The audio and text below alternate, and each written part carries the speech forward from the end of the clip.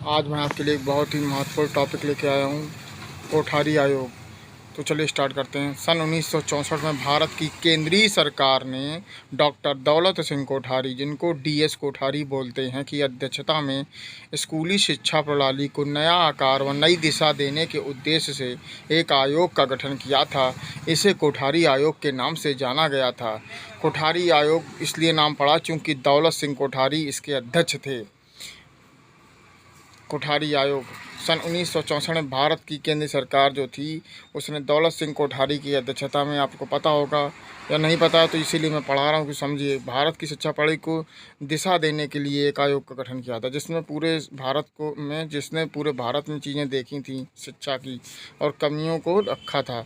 Doctor Kothari उस समय विश्वविद्यालय अनुदान आयोग, जिसको बोलते हैं यूजीसी, विश्वविद्यालय यूनिवर्सिटी जी ग्रांट कमीशन, विश्वविद्यालय अनुदान आयोग के अध्यक्ष थे। आयोग ने स्कूली शिक्षा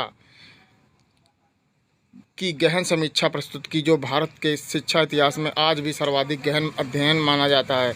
कोठारी आयोग 1964 से 66 या राष्ट्रीय शिक्षा आयोग, इसको राष्ट्रीय शिक्षा आयोग भी बोलते हैं। कोठारी आयोग को भारत का एक ऐसा पहला शिक्षा आयोग था जिसने अपनी रिपोर्ट में सामाजिक बदलावों को ध्यान में रखते हुए कुछ ठोस सुझाव दिए। आयोग ने 29 जून 1966 को अपनी रिपोर्ट को प्रस्तुत किया। 29 जून 1966 को। इसमें कुल 23 संस्तुतियाँ थीं।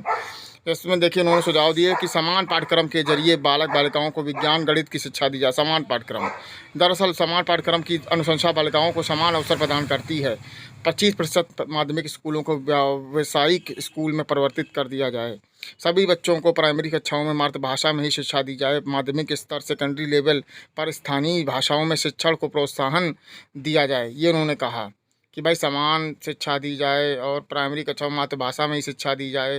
उसके बाद उन्होंने कहा विषय विभाजन कक्षा 9 के बदले कक्षा 10 के बाद हो। उच्च शिक्षा में 3 या उससे अधिक वर्ष का स्नातक पाठ्यक्रम हो और उसके बाद विविध अवधि के पाठ्यक्रम हो। माध्यमिक विद्यालय 2 प्रकार के होंगे, उच्च विद्यालय और उच्चतर विद्यालय। कॉमन स्कूल सिस्टम लागू किया जाए तथा स्नातकोत्तर तक की शिक्षा मातृभाषा में दी जाए। ये सब इन्होंने कहा। तो कोठारी आयोग आप लोगों को समझ में आया हो तो कृपया सब्सक्राइब करें, चैनल शेयर करें और मुझे सपोर्ट करें। Thank you.